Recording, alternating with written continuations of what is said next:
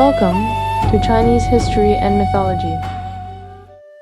Hello friends, welcome back. Welcome back to Chinese History and Mythology.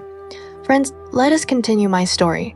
Records of the eastern Zhou states, Buwei traveled a long way with Prince Yiren and finally made it back to Xianyang.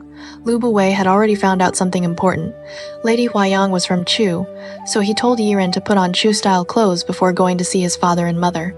When Yiren met Lord Anguo and Lady Huayang, he cried and said, "Your unfilial son has been away for many years and has failed to serve his parents. I beg father and mother to forgive me." He stood up, bowed, and said, "You, sir, are truly a great man. I will return at once and report this to my ruler. I will never again speak of honoring Qin as emperor." When the king of Qin heard of this, he sighed and said, "There are indeed worthy men in Hendan. It cannot be treated lightly." So he withdrew his troops and stationed them by the Fen River. But even though Qin had pulled back for the moment, the danger was not over. Lord Pingyuan sent a letter to Lord Xinling Wei Wuji, blaming him. "The reason I relied on Wei was because I valued your sense of honor and righteousness. Now Hendan is in mortal danger. Can you truly forget your own elder sister?" Lord Xinling asked the king of Wei again and again to send troops, but the king refused every time. So Lord Xinling made up his mind. He would take more than 1,000 retainers and go to Zhou to die there if necessary. As he passed Yamen Gate, he went to bid farewell to Huayang. Huayang said coldly, "Do your best, my lord. I am too old to follow you." Lord Xinling went on for more than 10 li, but the more he thought about it, the more uneasy he became. "I have always treated Huayang well. Why did he not say a single word to see me off?" So he turned back and went to ask him. Huayang smiled and said, "I knew my lord would return." Then he dismissed the others and quietly said, "I have heard that Lady Ruji is deeply favored by the king. Is that true? Back then it was my lord who avenged the murder of her father. Now the military tally is kept in the king's bedchamber. Only Ruji can steal it. If my lord gets the tally and seizes Jinbai's army, that will be an achievement worthy of the 5 hegemons." Lord Xinling suddenly understood. He went to ask Ruji for help, and Ruji indeed stole the tally for him. Huayang added, "Jinbai is an old general. If he refuses to believe the tally, I have a retainer named Zhu Hai. He is a man of tremendous strength. Let him go with you." After saying this, Huayang suddenly drew his sword and killed himself, using his own death to send Lord Xinling on his way. Lord Xinling was heartbroken. He took Zhu Hai with him and rushed toward Yi. When they met Jinbai, Lord Xinling showed him the tally. Jinbai hesitated and said, "I must report this to the king of Wei and verify it." Before he could finish, Zhu Hai pulled out an iron hammer weighing 40 jin and smashed it down on Jinbai's head. His brains burst out on the spot. Lord Xinling then took over the army, selected 80,000 elite soldiers, and marched straight for Hendan. The army of Wei and the army of Zhou attacked together from inside and outside and dealt Qin a crushing defeat. The Qin general Zheng Anping surrendered to Wei, and Wang He withdrew. The king of Zhou personally came out to welcome Lord Xinling and wanted to reward him with 5 cities. Lord Xinling answered humbly, "I have committed an offense against Wei and performed no service for Zhou." He accepted only a residence at Gao. Because he had offended the king of Wei, he did not dare return home, so he stayed on in Zhou. The king of Zhou wanted to reward Lu Zhonglian generously as well, but Lu Zhonglian firmly refused. He said, "Rather than enjoy wealth and rank by bending myself before others, I would rather remain poor and lowly and keep my freedom." After saying this, he left like the drifting wind. While Lord Xinling was in Zhou, he heard of 2 hidden worthies. One was Mao Gong, who mixed with gamblers. The other was Zhu Gong, who lived among sellers of drinks. Lord Xinling put on plain clothes and went to visit them. When Lord Pingyuan heard of this, he said to his wife, "Your younger brother is associating with people from the lowest ranks. This damages his reputation." His wife passed these words on to Lord Xinling. Lord Xinling became angry and said, "I thought Lord Pingyuan was truly a worthy man, and that is why I saved Zhou. But now I see that he only values grand talk and does not seek out men of true worth. Back in Wei, I had already heard of the reputations of Mao Gong and Zhu Gong. I would count it an honor just to hold the whip for them. Yet Lord Pingyuan is ashamed of this. How can that be called loving worthy men? I cannot remain here any longer." He then began packing to leave. Lord Pingyuan was shocked. He removed his cap, bowed his head, and apologized, saying, There are two worthy men in Zhou. Lord Qinling knows them, yet I did not. I fall far short of Lord Qinling. Only then did Lord Qinling agree to remain. Back in Wei, the king learned that the military tally had been stolen and flew into a rage. He wanted to arrest the family members of Lord Qinling. Ruji knelt down and pleaded, "This is my crime. It was only because Lord Qinling avenged my father's murder, and I was grateful for his great kindness that I stole the tally to save Zhou. Zhou and Wei are like members of one household. By risking himself to rescue Zhou, my lord preserved your majesty's good name. If you seize his family and kill his retainers, then if he is defeated, he will willingly accept punishment. But if he is victorious, how will your majesty deal with that?" The king's anger cooled somewhat. He demoted Ruji to the cold palace, but spared her life. Later, when he heard that Lord Qinling had won a great victory, the king of Wei forgave his crime, but still would not allow him to come home. He only sent his salary and allowances to his family. Now in Qin, King Zhaoxiang returned after the defeat. Since Zhang Anping had surrendered to Wei, and since Zhang Anping had originally been recommended by Chancellor Fan Sui, Qin law required shared punishment for recommending the wrong man. Fan Sui knew he could not escape responsibility, so he could only wait quietly for the king of Qin to decide his fate. After Zhang Anping surrendered to the state of Wei, Lord Ying, Fan Sui, who had recommended him, knew very well that according to Qin law he could hardly escape punishment, so he stayed quietly at home and waited for the king of Qin to pass judgment. But to his surprise, the king of Qin said, "Appointing Zhang Anping was originally my own decision. It has nothing to do with the chancellor." He even ordered that anyone who dared to discuss the matter would be executed. Fan Sui was deeply moved and grateful. He then suggested that the king of Qin destroy the Zhou dynasty and proclaim himself emperor. At that time, a debater from Yan named Kaize came to Xianyang. He openly declared that he intended to replace Fan Sui as prime minister. Fan Sui was not pleased and summoned him for a meeting. When Kaize arrived, he did not kneel. Instead, he spoke directly. "Have you heard of Xianyang, Wuqi, and Wenzhang? Their achievements were unmatched, yet in the end they all met tragic deaths. Your achievements are already great. The king of Qin trusts you, but not as deeply as Duke Shao trusted Xianyang. If you do not withdraw while you still can, your ending may be even worse than theirs." Fan Sui asked, "Then what should I do?" Kaize replied, "Return your seal of office and recommend a worthy man. In this way you can protect your life and also win a good name. Why would you not do such a thing? The sun declines after reaching its highest point, and the moon begins to wane once it is full. Why not choose this moment to return your seal and recommend a capable and wise person to the king?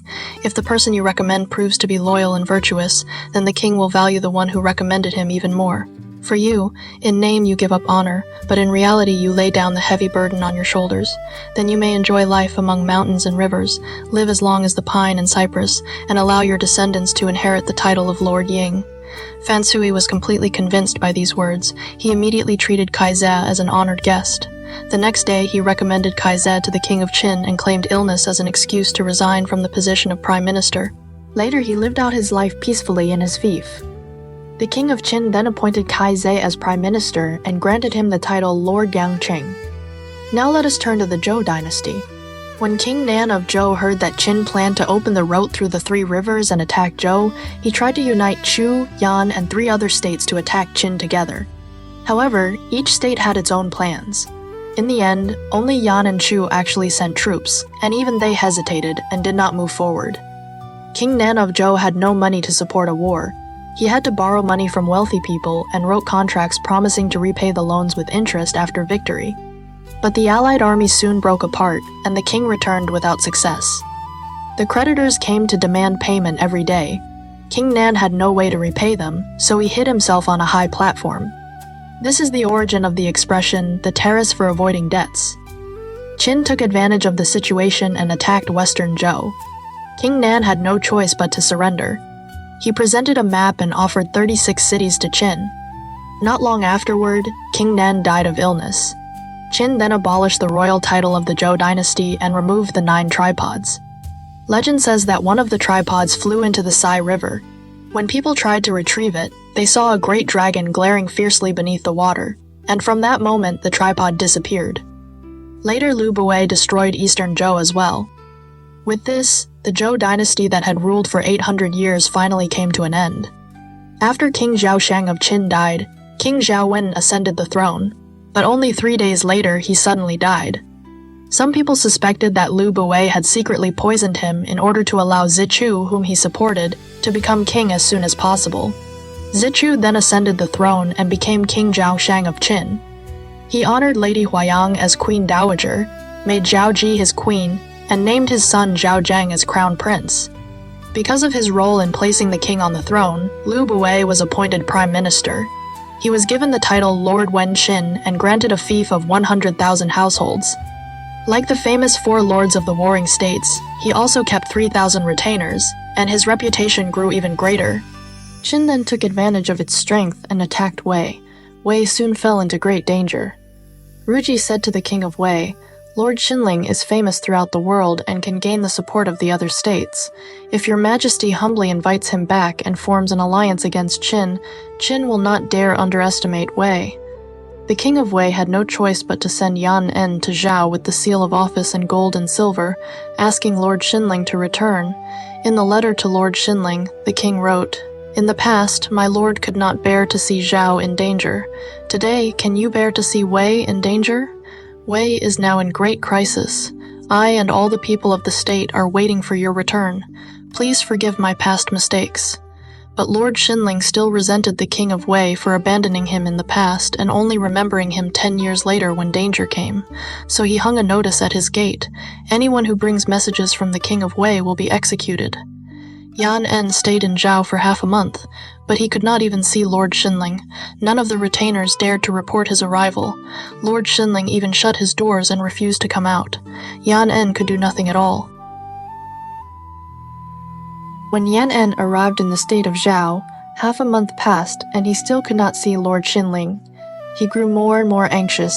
Just at that time, the gambler Mao Gong and the drink seller Zhu Gong came to visit.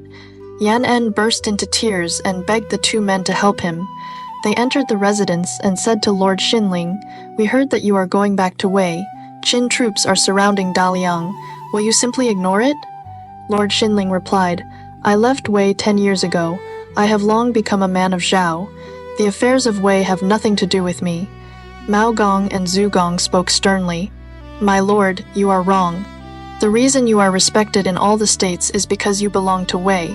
If Qin breaks through Daliang and destroys the ancestral temple of the former kings, how will you face the world? At that time, how could you continue living in Zhao?" Lord Xinling began to sweat when he heard this. He stood up at once and said, "You are right. I almost became a sinner of the whole world." That very day he ordered his retainers to pack their things and went to the court to bid farewell to the king of Zhao. The king of Zhao was unwilling to let him go. With tears in his eyes, he said, "After I lost Lord Pingyuan, I have relied on you as one relies on the Great Wall. If you leave, who will I depend on?" Lord Xinling replied, "If with your blessing I can preserve the state, we will meet again someday." The king of Zhao then gave him the seal of the Supreme General, appointed Pang Nuan as his deputy, and sent 100,000 soldiers to assist Wei. Lord Xinling also sent messengers to contact Yan, Han, and Chu. Troops from 4 states gathered together. Only Qi refused to send soldiers. The king of Wei was greatly pleased and sent Wei Qing to receive them. Lord Xinling used a strategy of attacking in the east while striking in the west. He sent Pang Nuan to seize Qin's supply ships and lure Wang He into battle, while he himself set up an ambush at Mount Shaohua. Wang He lost his supplies and then ran into the ambush. He suffered a great defeat and fled, losing more than 50,000 men. Meng Ao hurried to rescue him, but he too was defeated by the allied armies of the 5 states and retreated all the way back to Hangu Pass, not daring to fight again. Lord Xinling's fame shook the world. Many states came to consult him about military strategy, and he compiled a work called The Military Methods of the Prince of Wei. When the king of Qin saw that direct battle would not work, he adopted Kaizi's strategy. He sent spies to Wei to spread rumors that the various states wanted to make Lord Xinling their king. He also used the crown prince of Wei, who was being held hostage in Qin, to send a letter to the king of Wei, saying that Lord Xinling's prestige was too great and that he might seize the throne. It even claimed that Qin itself wished to support him. The king of Wei had always been suspicious. When he read the letter, he began to doubt. The king of Qin deliberately sent letters in gold to Lord Xinling. In the letter he wrote, "Your fame has spread throughout the world. I wonder when the king of Wei will give the throne to you. I am eagerly waiting for that day." Lord Xinling passed the letter to the king of Wei exactly as it was and made it clear that he had no such intentions. He even wrote back and swore his loyalty. Although the king of Wei was somewhat reassured, his suspicion did not completely disappear. Lord Xinling felt deeply disappointed. He claimed illness, handed over military command, and spent his days drinking wine and enjoying life. Not long afterward, he died of illness. His retainers were overcome with grief. More than 100 of them committed suicide to follow him in death.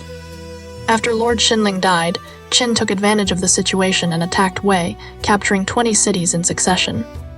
The king of Wei regretted deeply and said, if Lord Xinling were still alive, how would Qin dare to act like this? He then turned to Zhou, hoping to form an alliance against Qin. At that time, the Zhou general Lian Po had been slandered by Guo Kai and, in anger, had left for Wei. Seeing that Zhou no longer had Lian Po, Yan sent Zhu Xin with an army of 100,000 to attack Zhou.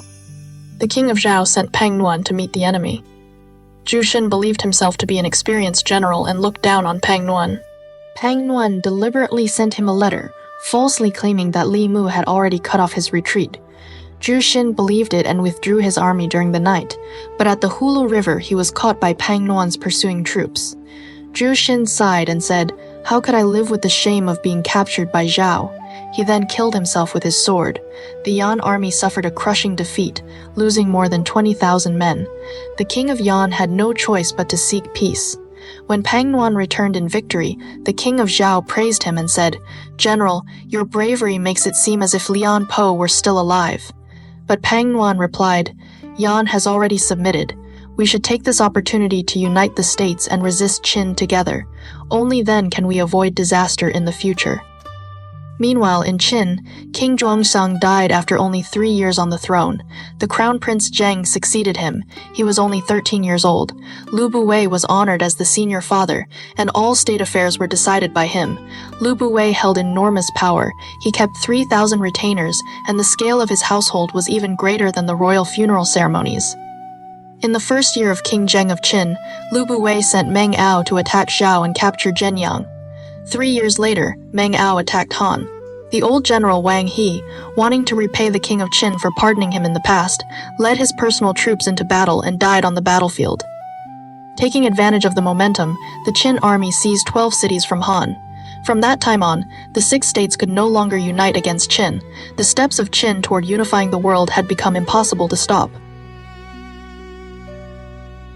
Pang Nuan wanted to take advantage of the victory over Yan and unite the other states to fight against Qin, except for Qi, which chose to follow Qin. The states of Han, Wei, Chu, and Yan all sent elite troops. They jointly recommended Lord Chenshen Huangzi as the supreme commander. Huangzi gathered the generals together and said, "Every time armies attack Qin, they march through Hangu Pass. The Qing forces defend that place very tightly, so none of those campaigns have succeeded. If we instead march through Pubang, move west from Huazhou, and strike directly toward Huayang, it would follow the principle of warfare known as attacking where the enemy least expects." Everyone agreed with this plan, so the allied army divided into 5 routes and marched directly toward Huayang. The Qin chancellor Lu Buwei sent the generals Meng Ao and Wang Jian, each leading 50,000 soldiers, to face them. Wang Jian said to Lu Buwei, "Chu is far in the south. Among all the armies, the Chu troops have traveled the longest distance. Since the death of Zheng Yi, they have not fought Qin for 30 years. If we concentrate our forces against Chu first, they will certainly not be able to withstand the attack. Once the Chu army is defeated, the other 4 armies will flee at the mere sight of danger." Lu Buwei thought his reasoning made sense, so he secretly ordered every camp to select 10,000 elite soldiers. They agreed that when the 4th watch drum sounded during the night, all the troops would set out together to attack the Chu camp. But something unexpected happened. Li Xin was angry because the supply officer, Gan Hui, had delayed transporting grain. Li Xin intended to execute him, but finally punished him with a whipping instead. Gan Hui hated Li Xin for this. That very night, he defected to the Chu army and told Lord Chenshen about Wang Jian's plan for a surprise attack. Lord Chenshen was shocked when he heard the news. He immediately ordered the camp to be pulled up, and the army marched 50 li away during the night. When the Qin troops rushed into the Chu camp, the Chu army had already withdrawn completely. Wang Jian said, "If the Chu army withdrew in advance, someone must have leaked our secret." He then changed direction and attacked the Zhou camp instead. The Zhou camp was strongly defended, and after a long battle, the Qin army still could not break through. When Pan Nuan saw that the Chu army had not arrived, he sent scouts to investigate. They reported that the Chu forces had already retreated. Pan Nuan sighed and said, "It seems that the plan to unite the states against Qin will never succeed."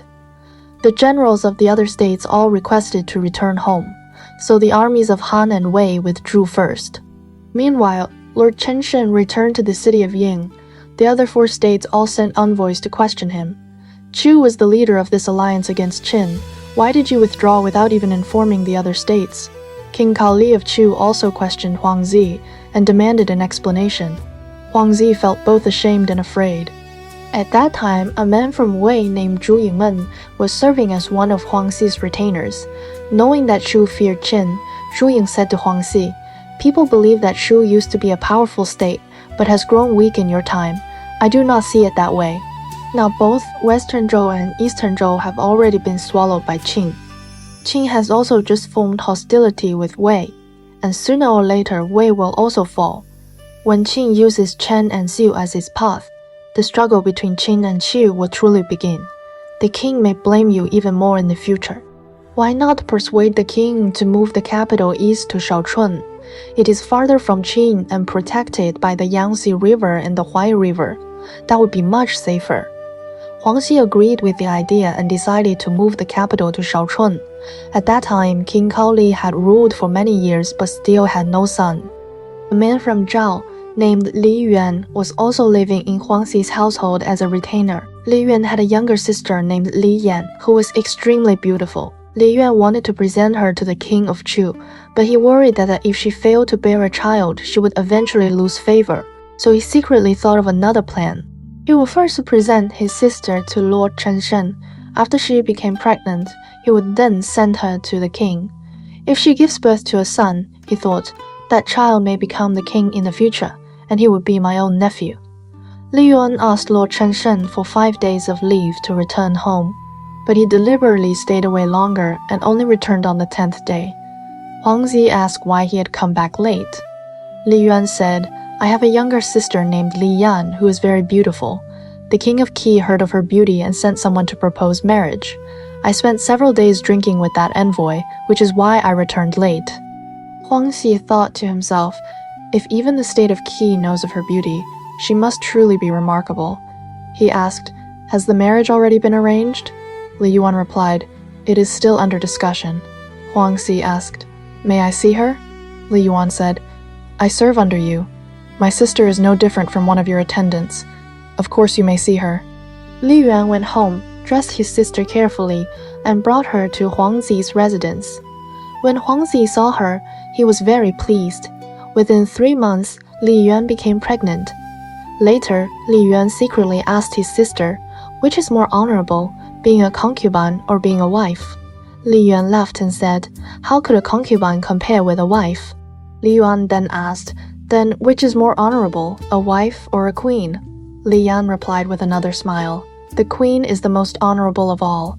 Li Yuan said, "You are only a favored concubine in Lord Chenshen's house, but the king of Chu has no son, and you are already pregnant. If you go to serve the king and give birth to a son, that child could become the next king of Chu. Then you would be the queen dowager. Would that not be better than being concubine?" He then taught her what to say to Lord Chenshen in private conversation. That night, while lying beside Huang Xi, Li Yan said, "The king of Chu relies on you deeply and trusts you even more than his own brothers. You have served as prime minister for 20 years, yet the king has no son. When he dies, one of his brothers will become king. His brothers are not close to you and will surely appoint their own trusted ministers. Will you still be able to keep your power?" Huang Xi said nothing. Li Yan continued, "I fear even more than that. You have offended many people among the king's brothers over the years. Once one of them becomes king, disaster will fall upon you. It will not simply be a matter of losing your lands." Huang Zi was stunned. "You are right," he said. "I had never thought about this. What should we do?" Li Yuan then said, "I have a plan that will not only remove this danger but also bring great benefit. But I feel ashamed to say it myself, and I fear you might not want to hear it." Huang Zi replied, "You are thinking for my sake. Why would I refuse to listen?" Li Yuan said, "I believe I may already be pregnant, though no one else knows yet. Since I have not served you for very long, if you present me to the king, he will certainly accept me because he trusts you. If heaven blesses me with a son, that child will become the king's son and one day inherit the throne. In truth, it would be your son who becomes king. Then the whole state of Chu would be in our hands. Is that not better than living in fear of disaster?" Huang Zi felt as if he had just awakened from a dream. He said happily, "People say that a clever woman can surpass a man. You truly are such a woman." The next day, Huang Xi summoned Li Yuan and repeated everything that had been said. He secretly arranged for Li Yan to move out of the residence and stay elsewhere. Then Huang Xi entered the palace and told the king of Chu, "I have heard that Li Yuan's sister Li Yan is extremely beautiful. Those who have examined her say she is blessed with fertility and a noble fate. The king of Qi has already sent people to seek her hand. Would your majesty like to request her first?" The king of Chu immediately ordered Li Yan to be summoned into the palace. Soon she became the king's favorite. When the time came, Li Yan gave birth to twin sons.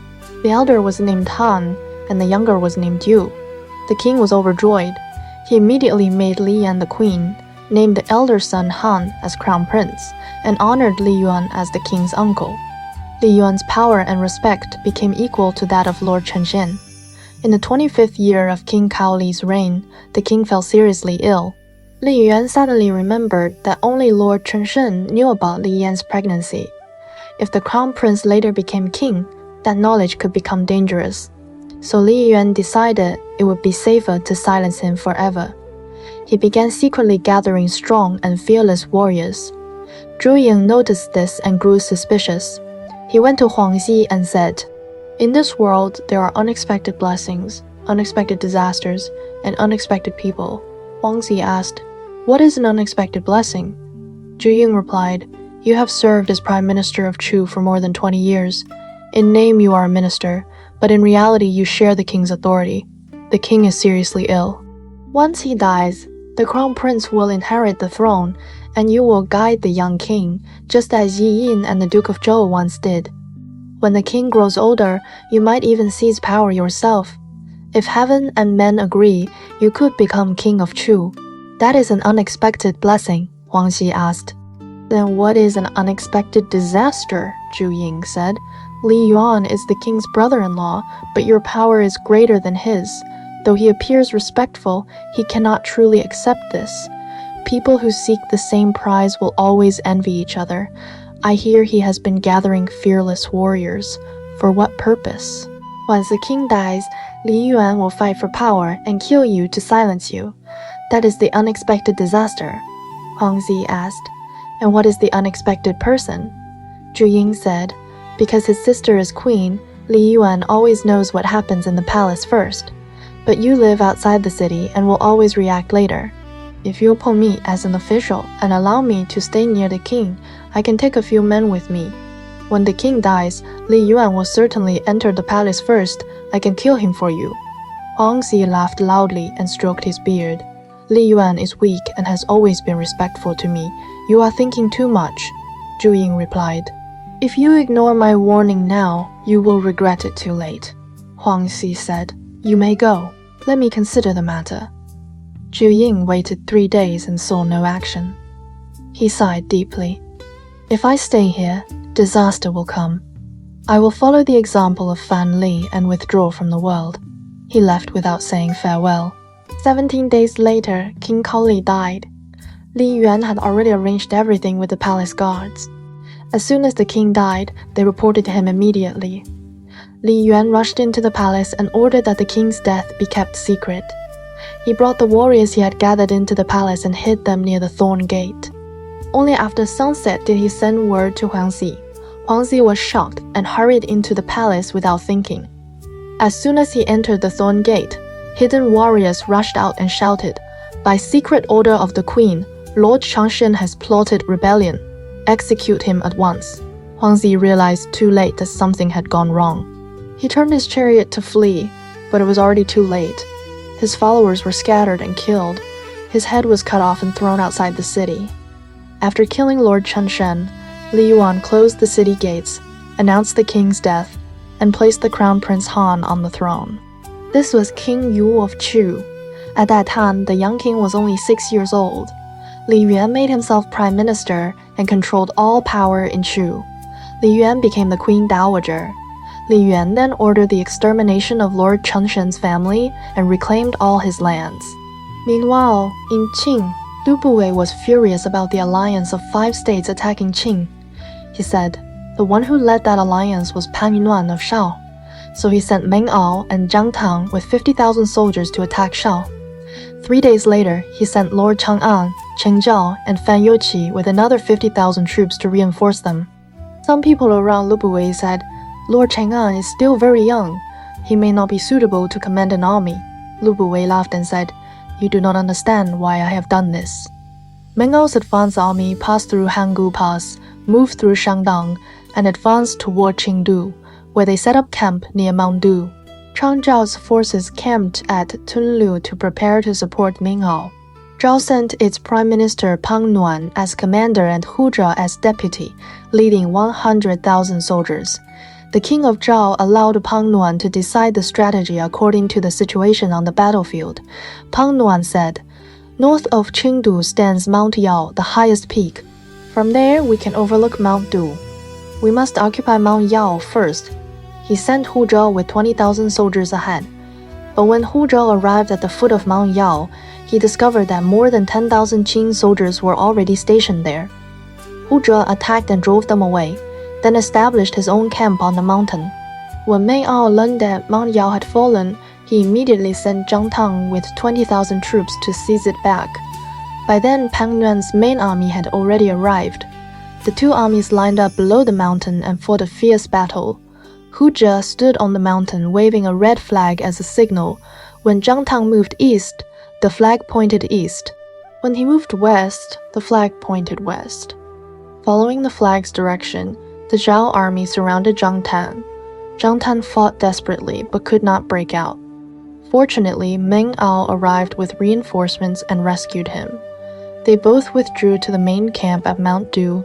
Qingdu saw that Zhao reinforcements had arrived and strengthened its defenses. After many attacks failed, Meng Ao sent Zhang Tang to Tunle to hurry the reinforcements. Meanwhile, Chen Zhao was only 17 years old and did not understand warfare. He asked Fan Youqi for advice. Fan Youqi deeply hated Lu Buwei for seizing power. He asked Chen Zhao to dismiss the attendants and told him the whole story. He said, "The current king is not the true blood of the former king. Only you are his real son. Lu Buwei has given you command of the army, not out of kindness, but to send you far from the court. If the truth becomes known, he fears you will threaten the present king. He and the queen dowager fear only you. If Meng Ao fails in battle, they will use that as an excuse to punish you. At best, you will lose rank. At worst, you will be executed. Then the Qin state, founded by the Ying family, will become the state of the Lu family." Chen Zhao was shocked. "If you had not told me, I would never have known. What should we do?" Fan Youqi said. "Meng Ao is trapped by Zhao and desperately needs help. You command a powerful army. If we issue a proclamation revealing the crimes of Lu Buwei and the conspiracy within the palace, the people of Qin will support you." Chen Zhao gripped his sword and said angrily, "A true man may die, but he should never kneel before the son of a merchant. Think of a plan."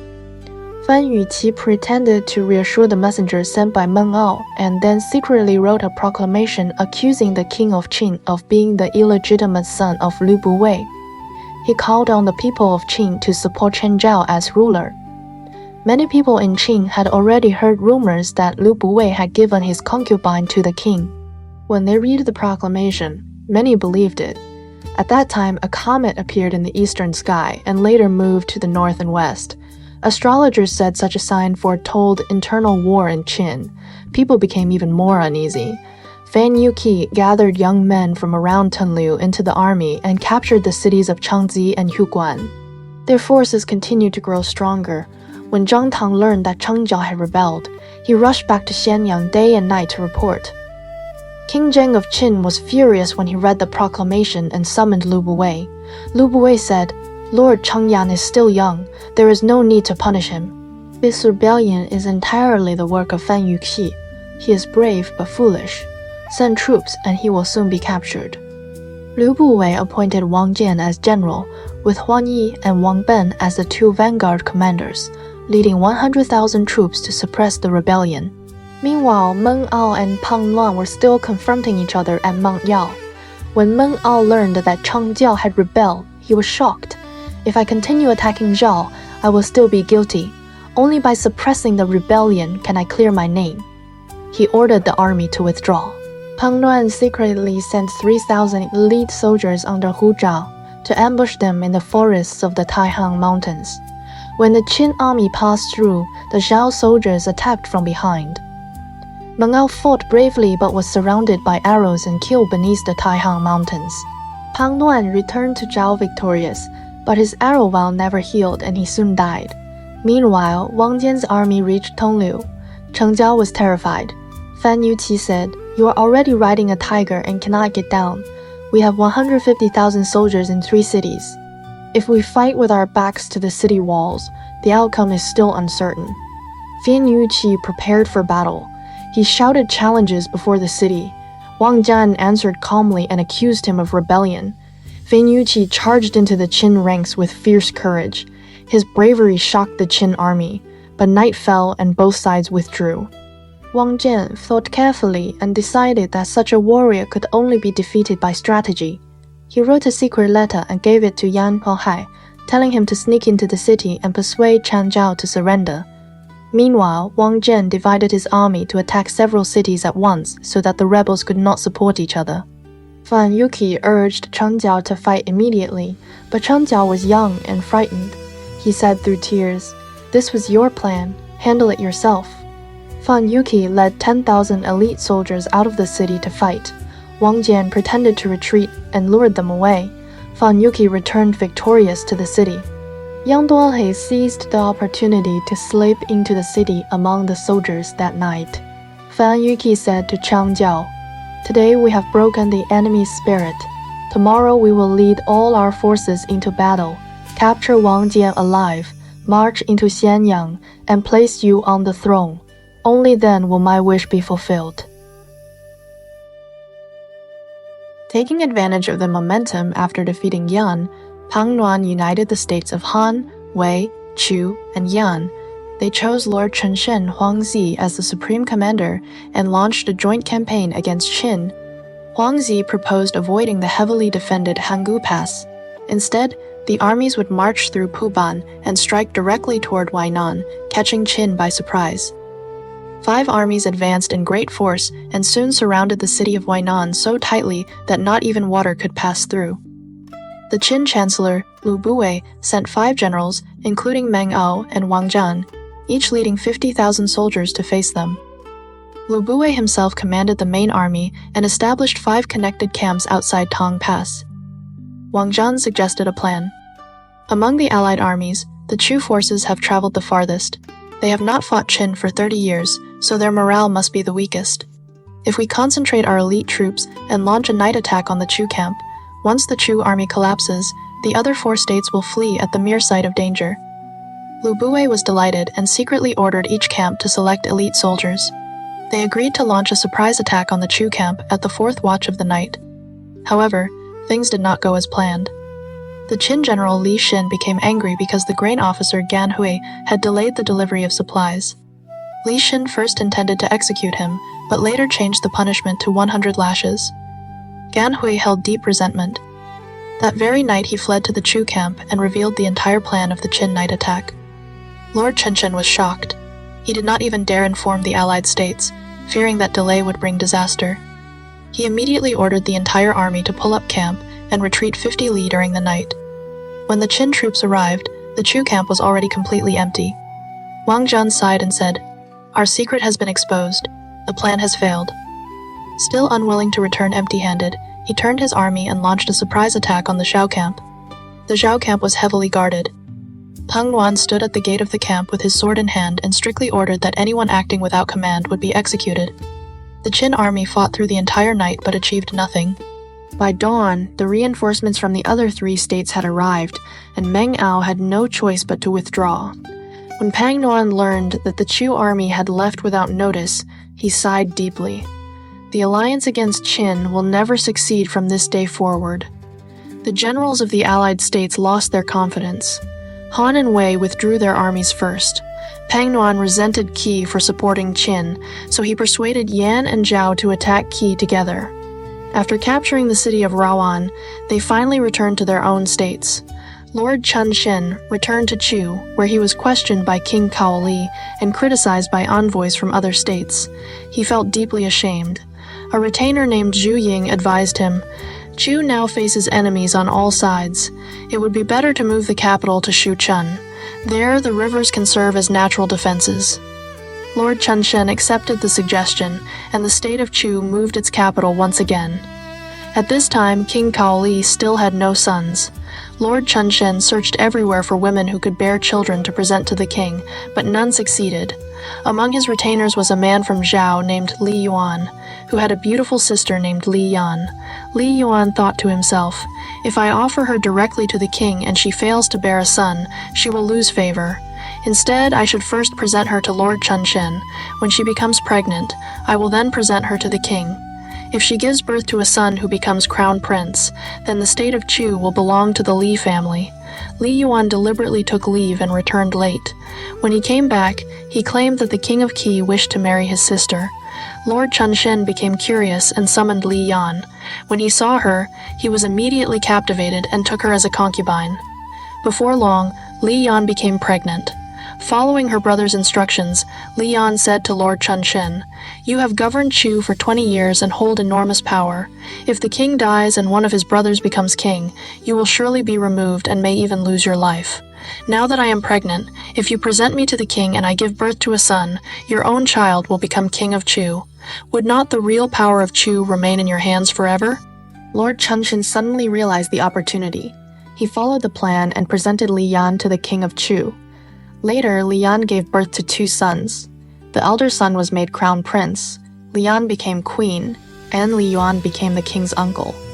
His power soon rivaled that of Lord Chun-shen. Although Li Yuan appeared respectful, he secretly feared that Lord Chun-shen knew too much. When King Kali fell seriously ill, Li Yuan secretly gathered assassins to silence him. The retainer Zhu Ying sensed the danger and warned Lord Chun-shen. In this world there are unexpected blessings, unexpected disasters, and unexpected people. If you support the young king after the death of the old king, you may gain the power of a ruler. That is the blessing. But Li Yuan will surely enter the palace first and kill you to silence you. That is the disaster. If you appoint me as a guard, I can kill Li Yuan for you. That is the person." Lord Chun-shen laughed and dismissed the warning. He believed Li Yuan was weak and loyal and refused to act. Seeing that his advice was ignored, Zhu Ying sighed and left. 17 days later, King Kali died. Li Yuan rushed into the palace first and hid his assassins inside the Thorn Gate. When Lord Chun-shen came to mourn the king, he entered the gate without suspicion. Suddenly, assassins rushed out and cut him down with swords. His head was thrown outside the city walls. Li Yuan immediately placed the 6-year-old crown prince on the throne and seized full control of the government. He ordered the extermination of Lord Chun-shen's entire family. From that moment, the state of Chu began to decline rapidly. Meanwhile, in Qin, Liu Buwei was furious about the attack by the 5 states. He sent Meng Ao and Zhang Teng to attack Shao and also ordered Lord Chang'an Cheng Zhao and the general Fan Yuqi to lead reinforcements.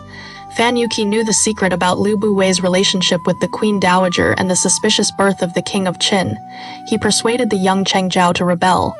He wrote a proclamation declaring that King Zheng of Qin was the illegitimate son of Liu Buwei and called on the people of Qin to support Cheng Zhao as the rightful ruler. When the proclamation spread, the people of Qin became restless. Meng Ao was fighting on the front line and had been unable to achieve victory. When he heard that Cheng Zhao had rebelled in the rear, he was shocked and immediately withdrew his army. During the retreat, the Zhao army launched an ambush. The famous general Meng Ao fought bravely but was killed in battle. The Zhao commander Pang Nuan also died later from his wounds. Wang Jian then led a large Qin army to surround the city of Tunliu, where Cheng Zhao was stationed. Fan Yuqi fought with great courage and broke through the encirclement many times, making it difficult for Wang Jian to win. So Wang Jian changed his strategy and used a plan of deception. He sent Yang Duanhe, who had once served under Cheng Zhao, to sneak into the city and persuade him to surrender. Cheng Zhao was young and timid.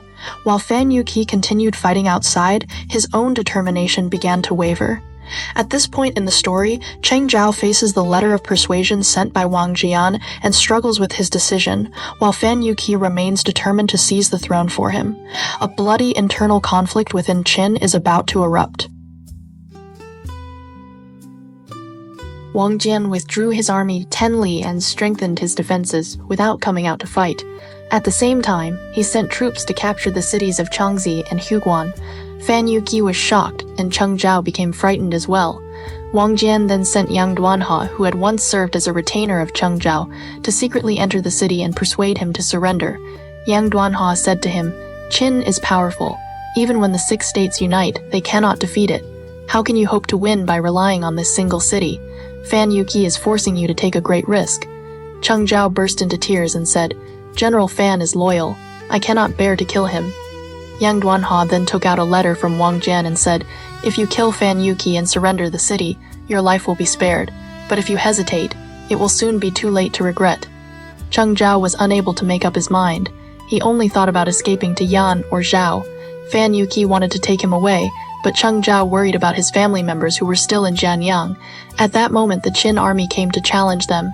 Fan Yuqi went out to fight but was defeated and retreated back to the city, shouting for the gates to be opened.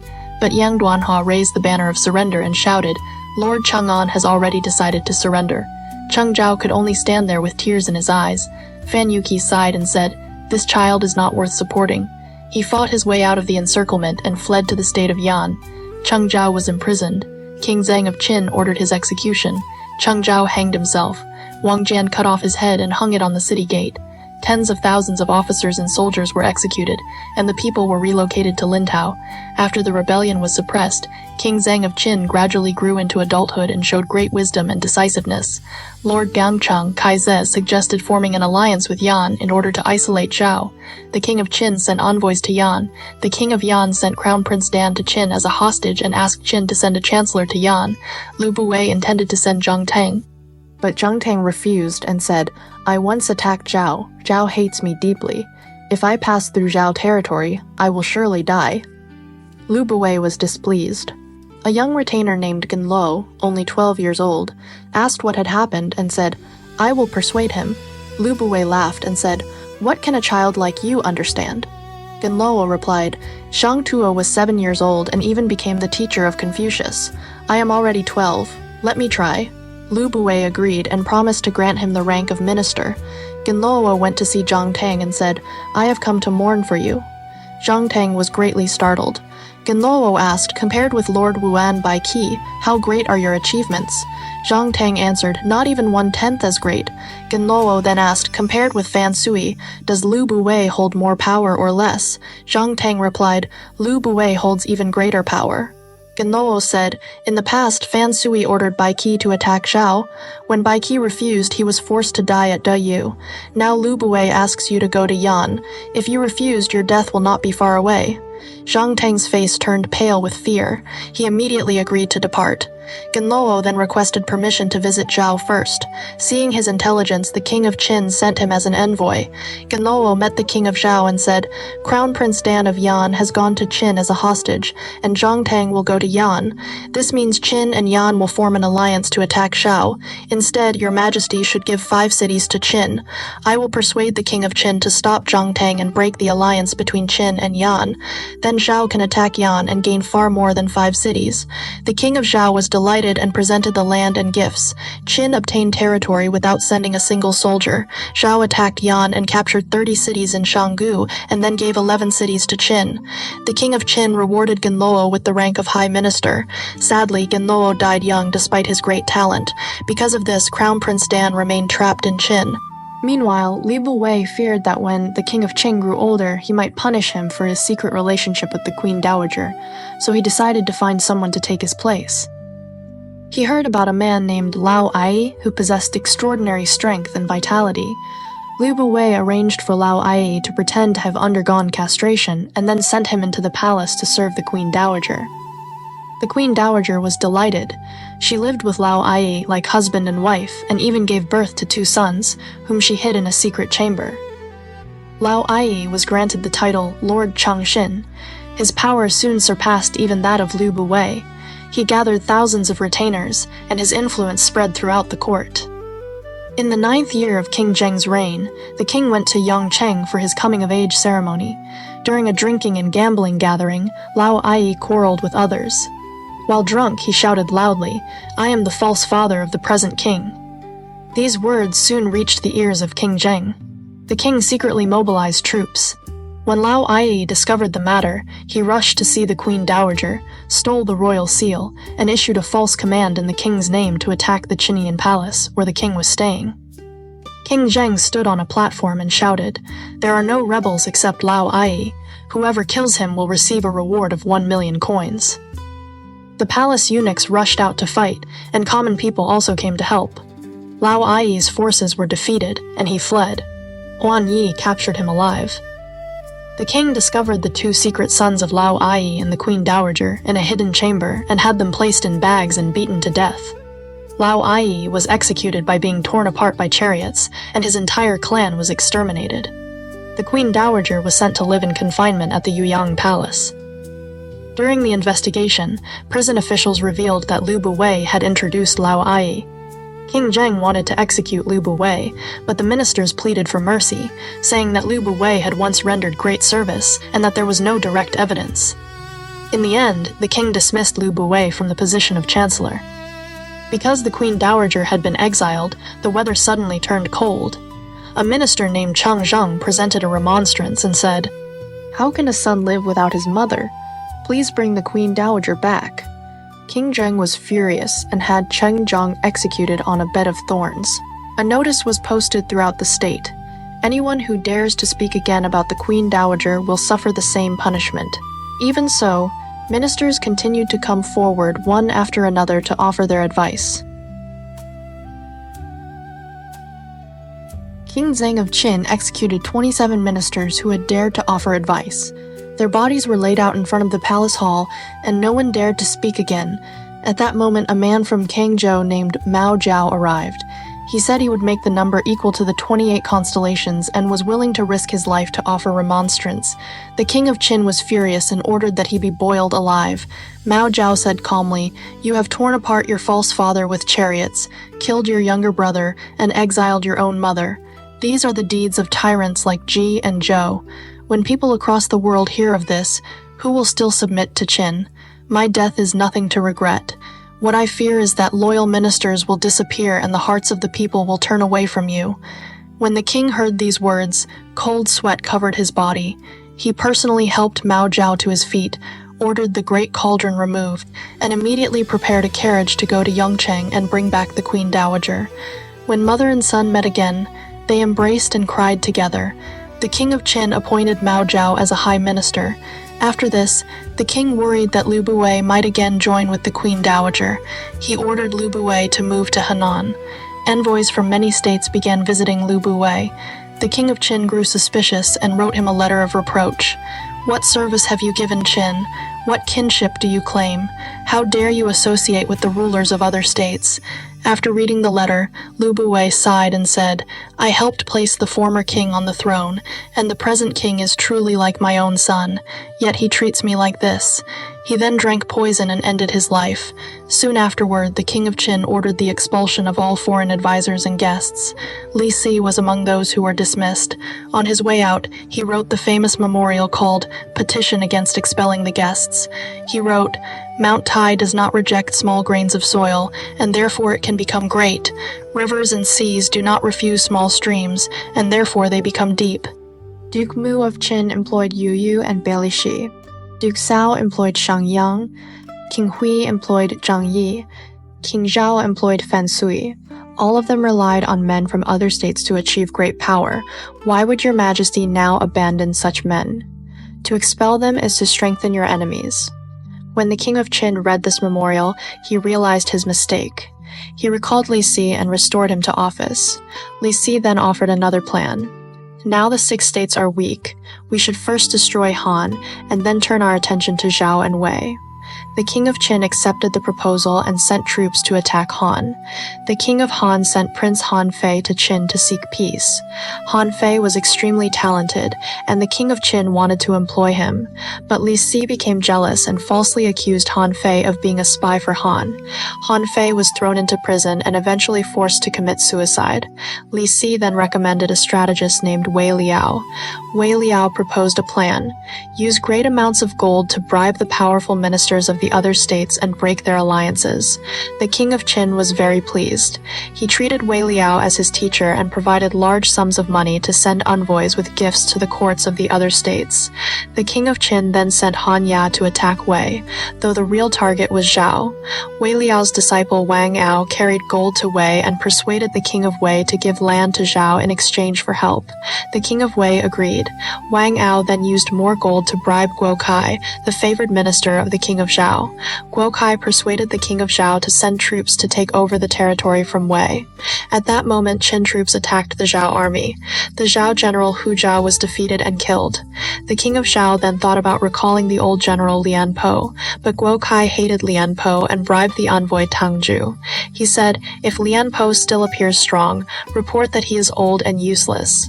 When Tang Ju met Lian Po, he saw that the old general could still eat large meals, put on armor, and mount a horse with great strength. But after receiving the bribe, he reported to the king of Zhao, "General Lian can still eat well, but while sitting with me for a short time, he went to relieve himself 3 times.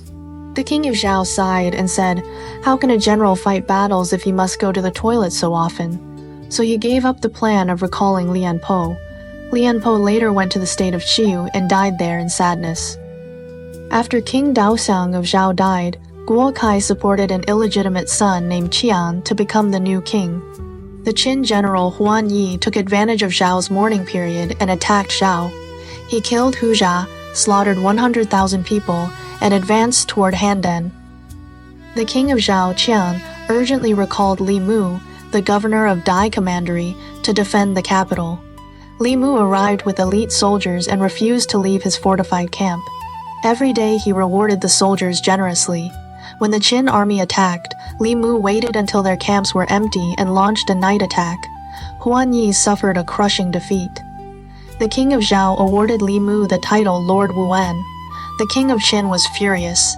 He demoted Huan Yi to the rank of commoner and sent the generals Wang Jian and Yang Duanhe to attack Zhao again from 2 directions.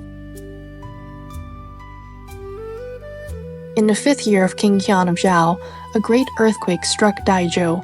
Most houses collapsed, and the ground split open for more than 100 paces. Soon after that, Handan also suffered a severe drought. Among the people, a children's rhyme spread. The people of Qin laugh, the people of Zhao cry. If you do not believe it, look at the earth-growing hair. The next year, the fields really produced strange white hairs from the soil, nearly 1 chi long. But the corrupt minister Guo Kai concealed all these ominous signs and did not allow King Zhao to know about them. At this time, King Zhang of Qin again sent his great generals Wang Jian and Yang Duanhe to attack Zhao from 2 directions. The famous Zhao general Li Mu defended Gray Spring Mountain. His camp stretched for dozens of li, and the Qin army could not break through despite repeated attacks. When King Qin saw that a direct assault would not succeed, he sent Wang Ao with large amounts of gold to bribe Guo Kai. Wang Ao said to him, "Li Mu has secretly made peace with Qin. He has promised that after Zhou falls, he will be allowed to keep control of Dai Commandery. If you can persuade the king of Zhou to remove Li Mu, great rewards will surely come to you. Guo Kai had already been secretly cooperating with Qin. He immediately slandered Li Mu before the king of Zhou. The king secretly sent people to investigate. They saw that Li Mu and Wang Jian had been exchanging letters frequently, so the king believed the accusation. Guo Kai then suggested that the king pretend to promote Li Mu to the position of chancellor and summon him back to the capital. Sima Shang privately warned Li Mu, "Guo Kai is accusing you of rebellion. The king has believed his slander. This promotion is only a trick to bring you back." Li Mu said angrily, "Guo Kai first harmed Lian Po, and now he is harming me.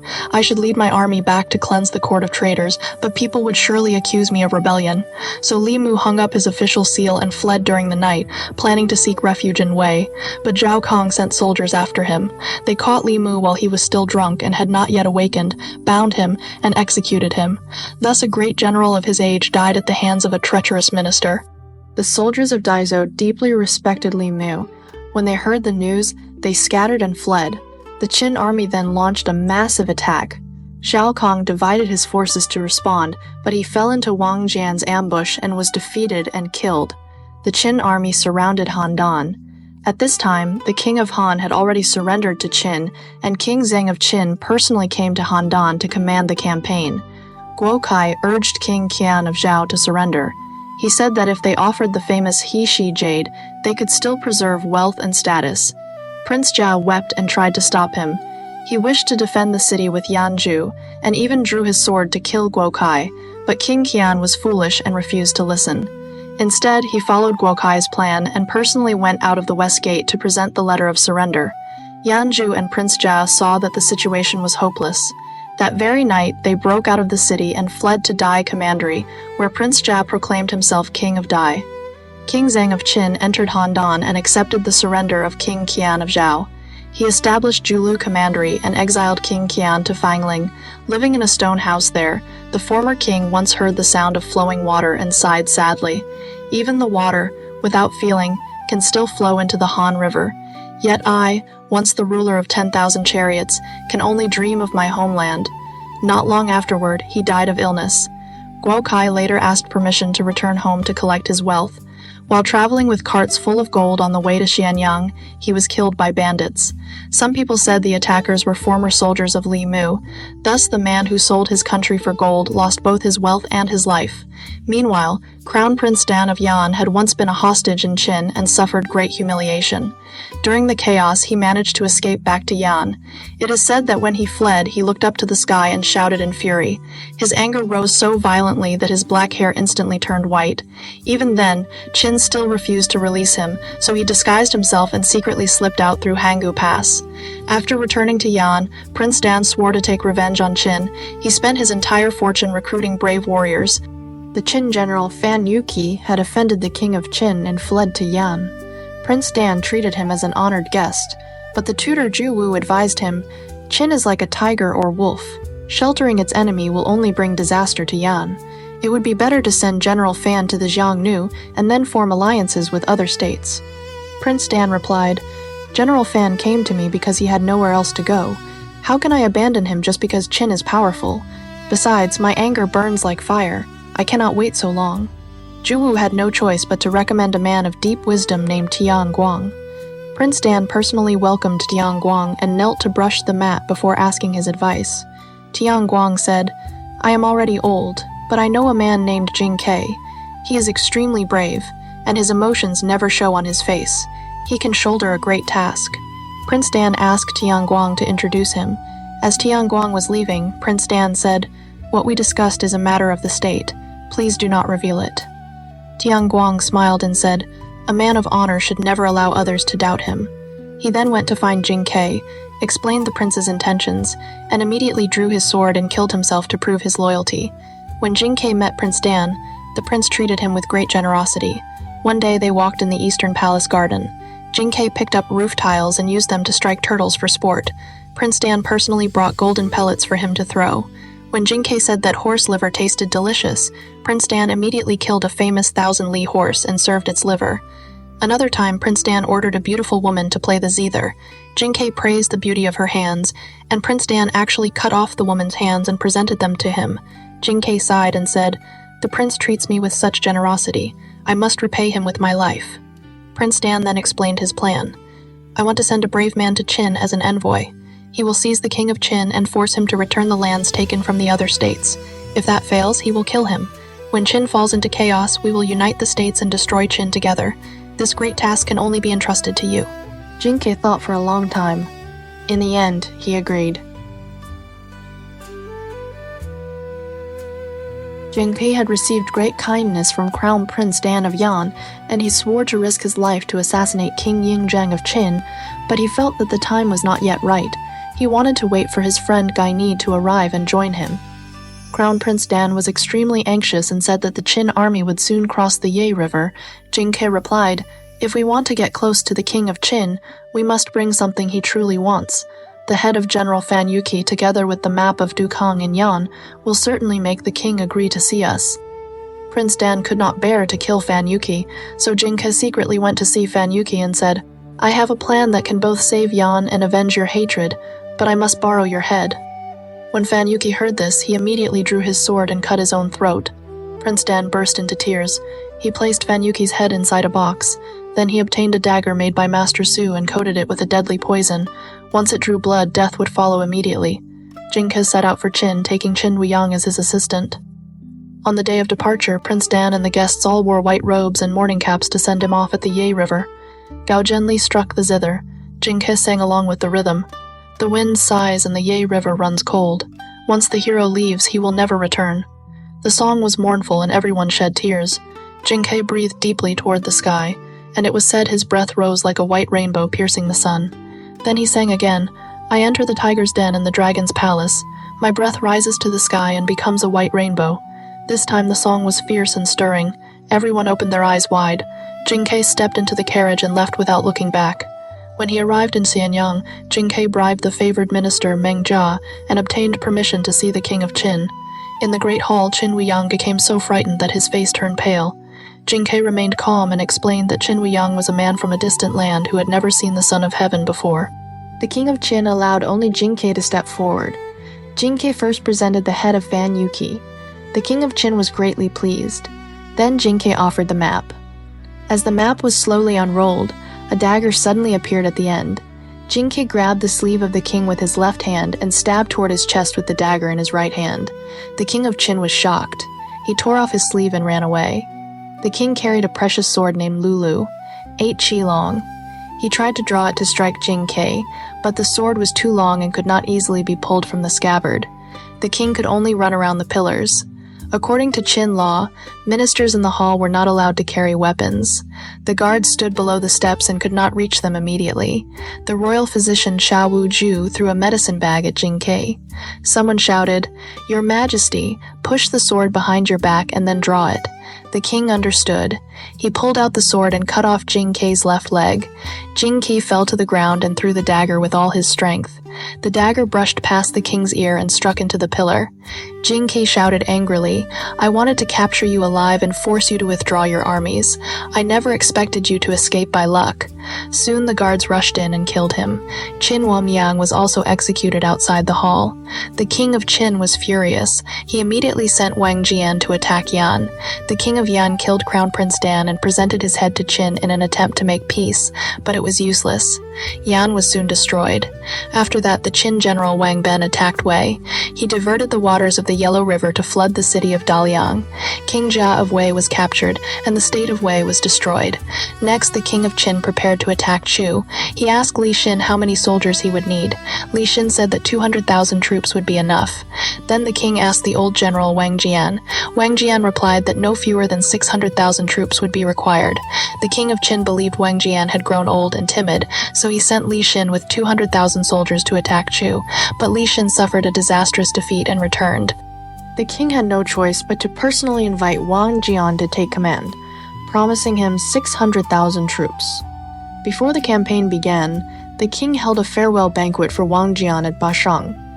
Wang Jian asked the king to grant him fertile land and fine houses. The king said, "When you return victorious, wealth and honor will come naturally. Why worry about poverty now? Wang Jian replied, I am old. It would be better to prepare some property for my descendants while I still can. The king laughed and agreed. After Wang Jian set out with his army, he repeatedly sent messengers back to request more estates and gardens. His subordinates felt he was being too greedy. Wang Jian said to them privately, The king of Qin is strong, decisive, and very suspicious. Today he has entrusted 600,000 soldiers to me, which means the entire strength of the state is in my hands. By constantly asking for land and estates and claiming that I want to secure wealth for my descendants, I am simply reassuring the king and calming his doubts. Wang Jian replaced Li Xin as the chief general and led 600,000 troops to attack the state of Chu. Xianyang defended Donggang and saw that the Qin army was extremely large. He asked the king of Chu to send more troops, but Wang Jian camped at Tianzhong Mountain and built strong defenses. He refused to attack. Every day he allowed the soldiers to rest and bathe. He ordered cattle to be slaughtered and held large meals. The soldiers also practiced throwing stones in distance contests. Xianyang challenged the Qin army for several months, but Wang Jian never came out to fight. Xianyang began to believe that Wang Jian was afraid of battle, so he gradually relaxed his guard. Then one day Wang Jian held a great feast for the army and said, Today we will go together and destroy Chu. He selected 20,000 strong soldiers as the vanguard. They shouted loudly and rushed toward the Chu army. The Chu army was defeated. Ku Ding was killed in battle. Wang Jian pursued the enemy and captured Chao Chun. The king of Chu, Fu Chu, was taken prisoner. Xianyang then established Lord Changping as the new king of Chu in the region south of the Yangtze River and continued the resistance. Wang Jian built ships and crossed the river. He surrounded Lanling. Lord Changping was killed in battle. Xianyang cried loudly toward the sky and then cut his own throat. The state of Chu was destroyed.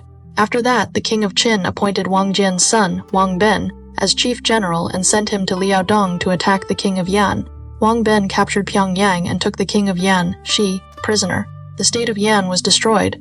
Then Wang Ben attacked the state of Dai and captured King Jia alive. The state of Dai was destroyed as well. At this point, 5 of the 6 states had already been destroyed. Only Qi remained. The king of Qi, Jian, followed the advice of his chancellor Hu Sheng. Qi did not help Han or Wei. Each time Qin destroyed a state, the king of Qi even sent envoys to offer congratulations. The king of Qin also used gold to bribe the envoys of Qi. The king of Qi believed that Qin was friendly with him, so he did not prepare for war. Wang Ben then led his army directly toward Linzi. For 44 years, the people of Qi had not experienced war. When they saw the Qin army advancing like a mountain pressing down, no one dared to resist. Hu Sheng advised King Jian to surrender. Wang Ben conquered Qi without shedding blood. The state of Qi was destroyed. When the king of Qin heard the news of victory, he issued an order. King Jian of Qi was misled by treacherous ministers. He should have been executed. But because he had shown obedience for many years, his life will be spared. He will be moved to Gongchang and given 1 dough of grain each day. Hu Sheng was executed. King Jian lived in a small hut at the foot of the Taihang Mountains and soon died of hunger. The people of Qi were saddened and created a song called Song of the Pine and Cypress, which they sang to remember their fallen state. At this point, all 6 states had been conquered by Qin and the land was unified. The king of Qin believed that the title king was not great enough for him. He combined the ancient titles Huang and Dai and called himself Huangdi, meaning emperor. He referred to himself as Zhen, and his ministers addressed him as Your Majesty.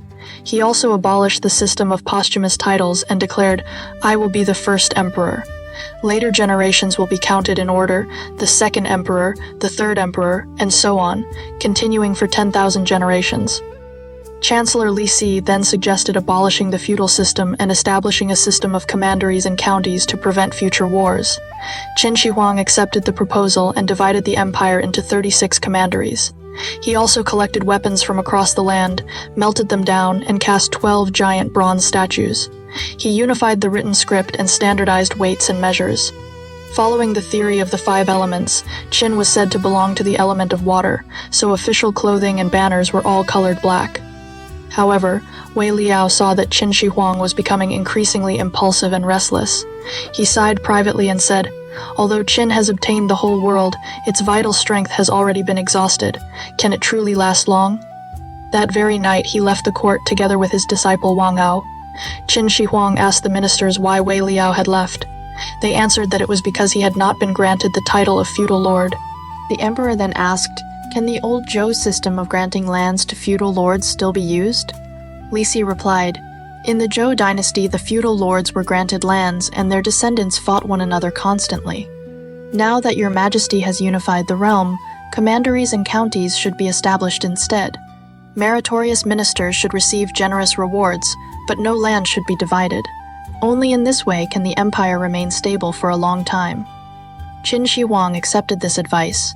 He appointed Li Si as chancellor and Zhao Gao as chief palace minister. Later, he ordered the burning of books and the burial of scholars.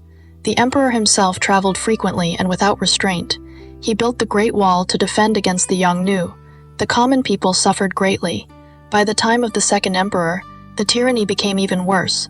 Finally, Chen Sheng, Wu Guang, and others raised their banners in rebellion and overthrew the rule of the Qin dynasty. Okay, with this, our long and sweeping story of Chronicles of the Eastern Zhou states comes to an official end. Looking back over these more than 500 years of dramatic change, we have witnessed so much.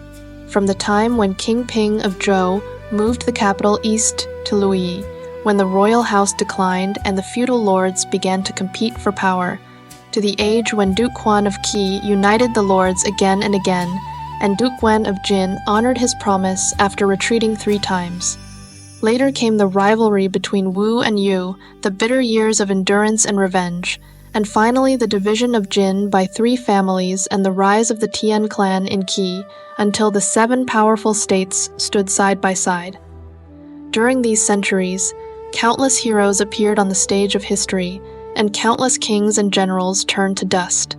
We heard about the great political talent of Guanzhong.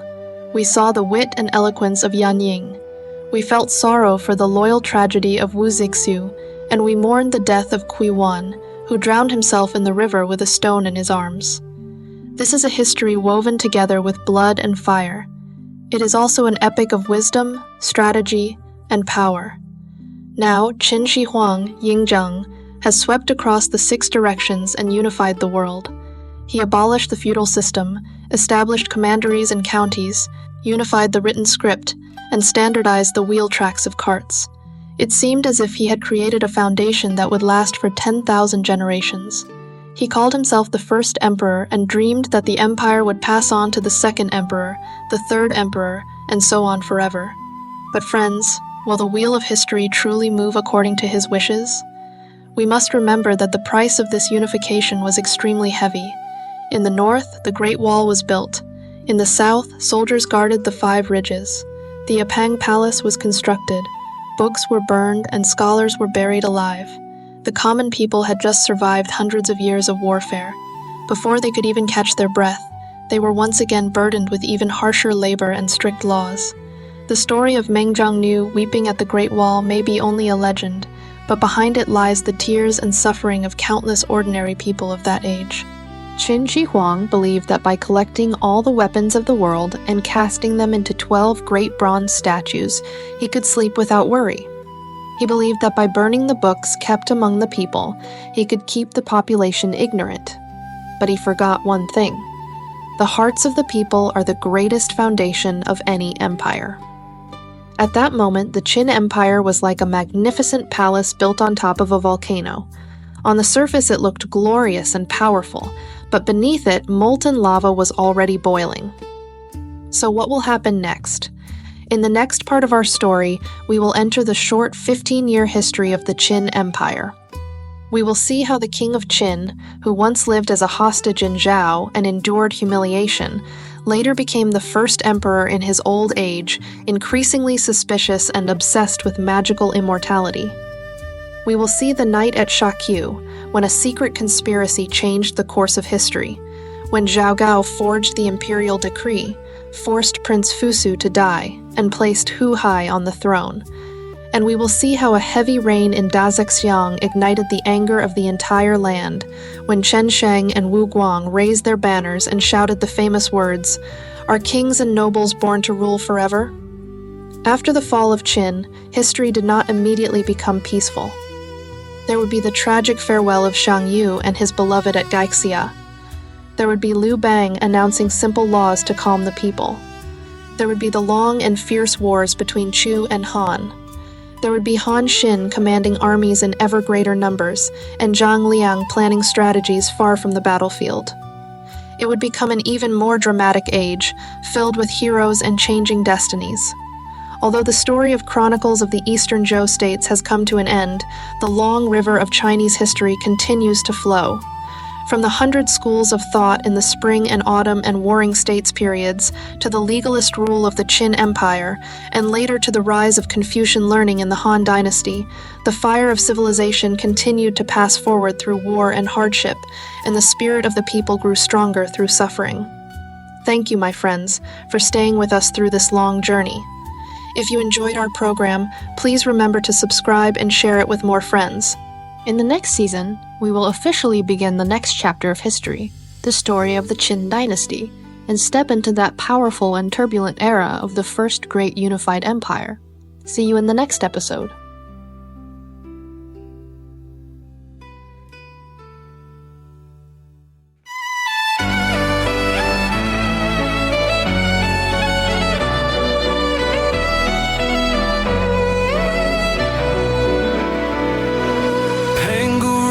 Sky in light, Nua healed the broken heart. Fuxi traced the world's design. Every age leaves stories bright. Yaya dynasty shaped bronze. Shang dynasty cast oracle bones. Thou dynasty built right. Qin dynasty forged the great walls. Han dynasty opened Silk Road winds. Three Kingdoms dynasty turned war to tales. Qin dynasty led ink and mountains bloom. Sui dynasty carved the Grand Canal. Tang dynasty crowned the world with art. Song dynasty raised learning's flame. Yuan dynasty swept the northern plains. Ming dynasty strengthened walls again.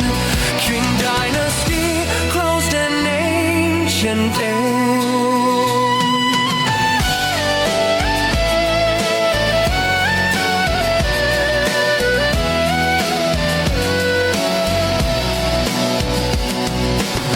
Every age leaves stories bright. History and myth ignite in endless light. China's history moves in mystery through the night. Footsteps of this land enchant the world in light.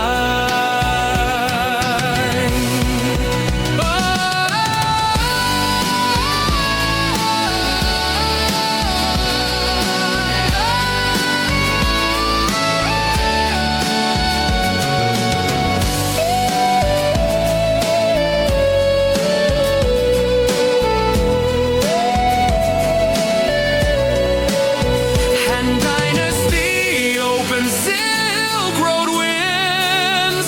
Three Kingdoms dynasty turned war to tales. Qin dynasty led ink and mountains bloom. Sui dynasty carved the Grand Canal. Tang dynasty crowned the world with art. Song dynasty raised learning's